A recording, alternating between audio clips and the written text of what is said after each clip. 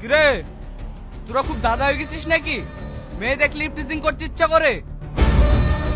Sir, লাঠিটা নামিয়ে কথা বলেন। তোর এত বড় স্পর্ধা, তুই আমার মুখের উপরে কথা বলছিস? এই, এদেরকে সবাইকে গাড়িতে তুলো।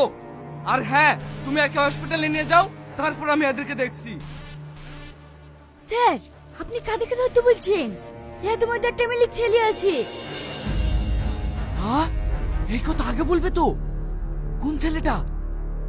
ওই কালো জামা পরে আছে ওই ছেলেটা। এই দাঁড়া। এই, তোরা দুজনে এনে কি করতে এসেছিলি? আড্ডা মারতে না? এই, এদেরকে গাড়িতে তোল। স্যার, আমাদেরকে গাড়িতে তুলবে কেন?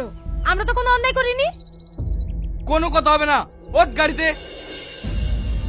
বাবু, ঝামেলা করতে এই কোথাও লাগেনি তো? না, লাগেনি। এই শ্রাবণী, তুমি আবার দাঁড়িয়ে আছো কেন? যাও বাবুদের জন্য ঠান্ডা জল নিয়ে এসো। ঠিক আছে স্যার।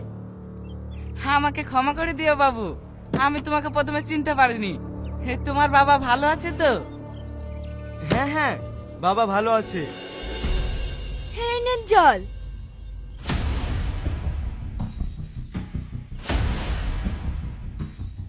এটা কি হচ্ছে স্যার? ওরা আমাদেরকে মেরেছে আর আপনি ওদেরকে আদর করে জল খাওয়াচ্ছেন। তোমাকে জল দিইনি বলি তোমার মাথা গরম হয়ে গেছে সুন্দরী। এই নাও, মাথা ঠান্ডা করো। এটা কি হচ্ছে স্যার? একটা মেয়ের সঙ্গে ওর অসভ্যতামি করছে আর আপনি দাঁড়িয়ে দাঁড়িয়ে দেখছেন? আরে বাচ্চা ছেলে একটু আর কি মেরেছে, এত রাগার কি আছে? যাও, তোমরা গাড়িতে গিয়ে বসো। মধু, তোমরা বাড়ি যাও। খবরদার ওদেরকে বাড়ি পাঠাবেন না। আমি বলছি ওরা অপরাধী, ওদেরকে অ্যারেস্ট করুন। কাকে অ্যারেস্ট করবো না করবো সেটা আমি বুঝবো। তোর কথা মতন চলতে হবে নাকি? এই, এদেরকে গাড়িতে তোল। অবশ্যই তুলতে হবে, ওদেরকে অ্যারেস্ট না করলে আমরা গাড়িতে উঠবো না। তুই আমার মুখের উপরে কথা বলছিস? চো গাড়িতে। এই, তোর গায়ে হাত দিলি কেন? তোর এত বড় হাসপাতা, তুই একটা পুলিশের কলার ধরছি?